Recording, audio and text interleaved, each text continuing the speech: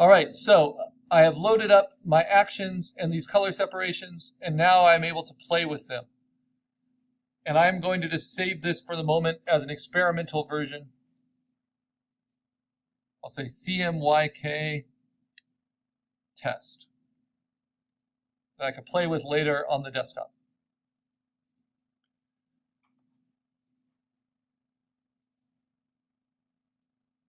Then I want to go back and open up my print ready TIFF.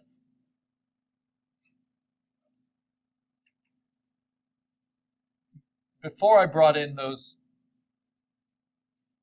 and I want to show you how you can color separate something.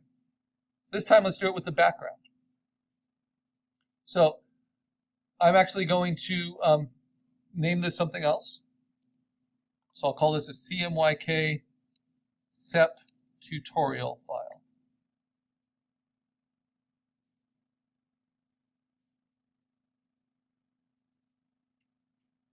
Now you do not need to follow along with this. It's just so you know what that action is doing. So if I want to separate this color image into different dots, like this is how I go about it. And this will teach you a lot about how Photoshop works and things we haven't talked about much. Instead of looking at layers, I'm going to look at channels. When I look at channels, I can turn off RGB and look at just the blue channel, the blue and green channel, or the red channel. But notice if I just look at one of them, like the blue channel or just the red channel, it looks like a grayscale image. That is because this is film work. Basically, to make millions of colors on the computer screen, the computer uses light. It uses red light, blue light, and green light. So to get the most color available to you in Photoshop, you run your files as RGB files. And so these are basically the way the program knows which lights to turn on and where. And if you turn on a red light and a green light and a blue light all at 100%, you get white light. So if I turn off any of these individually, where it's white, that's where that light is turned on. If it's gray, it's turned on halfway, right? If it's dark gray, it's turned on less than halfway. And if it's black, then the light is turned off in that area. And that is how our computer makes our images. So if you just turn on the blue and green, even though they're just blue and green lights, you actually get yellows, because blue and green as light together make yellow. Then if I turn on the red as well, I get the full spectrum, the full visible spectrum. So you don't need black in RGB, right? Because black is just the absence of light. That's not how printing works, right? In printing, you need all the colors to get black, and in fact, if you use cyan, magenta, and yellow, and you add them up together, you get like a muddy gray. So you actually need to also add black ink. So we're going to change the mode of our image. You do that under image mode from RGB to CMYK. And some of you have come up against this because the default file type out of Illustrator is a CMYK. So if you open up an EPS from Illustrator in Photoshop, instead of dragging it into a new file, it will be a CMYK. And that doesn't allow you to save it as a PNG. So CMYK limits a lot of functionality in Photoshop. Does it look all that different? Now this is a CMYK file. This was it as an RGB file. It shouldn't look that different. But there are some color limitations to CMYK. The difference comes when I go to channels. Now I have 4 channels. And let's look at those by turning them off. So this is the black channel. There's almost no black in this image. And where it's black, where it's dark, is where the ink is turned on. So think of these as now printing layers using ink. So this is the additive method, not the subtractive method. Now if I add yellow ink, this is what the yellow ink looks like. There's a lot of it. You see how much dark gray there is, but it's yellow ink. So when I combine it with the black, it looks like this. Then if I add the magenta ink, which is different than red, it's more like a hot pink, you get that. And if you add the cyan, you get the full spectrum.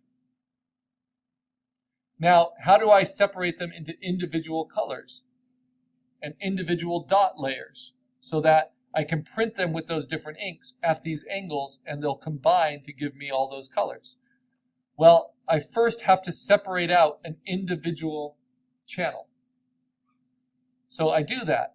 I only turn on one channel. I go back to layers and I say image mode grayscale. And it will ask, do you want to discard the other channels? And I say yes, I want to discard the other channel.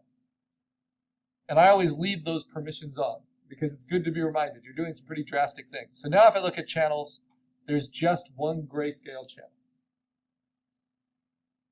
Do you remember which one I did? Which color?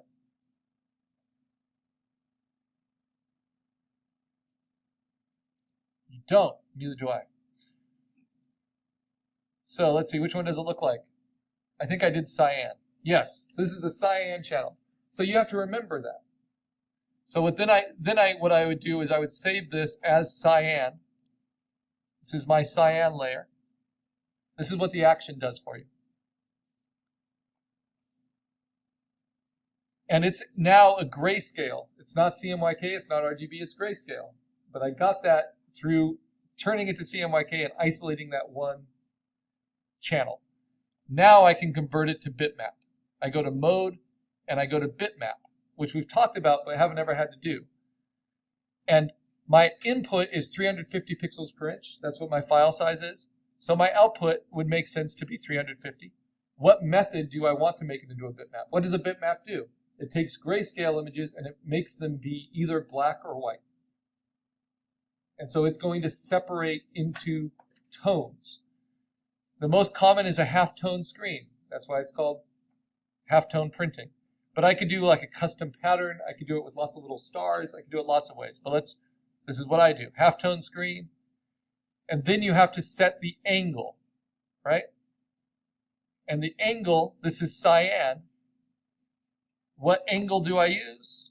I can use my little Pocket Pal graphic book.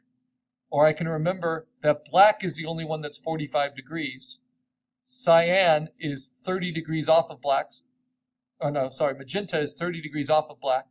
You can see that here. So that is 75 degrees. Yellow is at 90 degrees. And cyan is 15 degrees off of that, so it's at 105. Okay? So that's what you have to put in the angle. So I'm going to say 105. What's the shape I want? Well, let's do a round. Even though earlier versions of Photoshop only allowed for ellipses, that's why my action does it in ellipses. And then what's the frequency? I'm going to keep it really low at 20. That means there's going to be 20 dots per inch. That makes it really, really visible. And that has to do with the size of your screen if you are silk screening. Look at that. Now I have dots. I have either white dots on black or black dots on white. And if it changes tone, the dots change size. So I get all of these different variations. Then what do I need to do? This is really annoying. So it's now bitmap mode. I then have to change it back to grayscale. And I make it a size ratio of 1:1. So it doesn't alter it at all. Then I have to change it back to CMYK color in order to select all the white, then invert the selection. So it's all the blacks, right? And there's no room for error here. There's only black and only white because we started it as a bitmap. And now I can fill that all with an ink color. With, what did I do? Cyan. So I want kind of the brightest cyan I can get. And how do I mix that color? Well, I can use my sliders.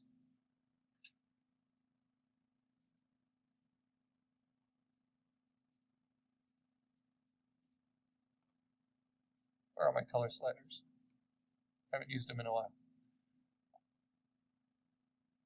Basically, I want 100% cyan. And then I just fill it. Use the paint bucket. I can say edit fill with the foreground color. And now I have my first digital cyan screen. right? It's like I've gotten that film work and now I've printed it with cyan. Then you go back to your original and you do it for the yellow, you do it for the magenta, you do it for the black, and then you layer them all together and you get what that action does. Does that make sense? All right. So, going back to that poster to play with, which already has run the action and has those dots on top of it, how might they be useful? I probably should have saved that cyan, but that's okay, because I could have used that in the background.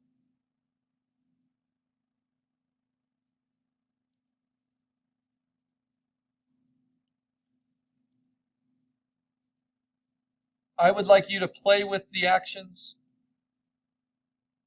and use it either on your spot illustration or on your background or both. Just see how it works and then save a little test, and that will keep the actions in your computer. But notice, because I'm layering up and doing different, I'm using overlay blending modes, it's making my colors really saturated, and I might not want that.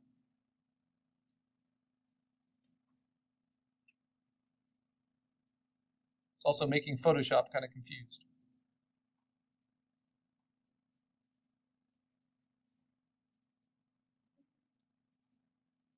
So what I'm going to do is go through and use hue saturation on each of these overlay layers and probably just tone down the saturation a little bit to get back to kind of the color mix that I wanted. It was funny, when I was in high school was when color photocopiers first came out. And an early job I had was working for print places and doing the color mixing on the color copies. So someone would come in with something in color they wanted photocopies of. You had to adjust the colors manually, like decide how much yellow ink to use, how much cyan to use, how much magenta, in order to get the copy to look at all right, because the default settings were terrible. They didn't have good scanning technology. And that's basically what I'm doing here. I'm kind of adjusting the level of each of these, using opacity or using hue saturation to get it to something close to my original. I'm going to leave the black off. So I think that's pretty close. Up the magenta I can work with a little bit. So just, it's a nice little area to have fun with. And if you use it in conjunction with your digital color underneath, you get kind of the best of both worlds. So here I have the separations happening, and look how cool those look, especially in the flats.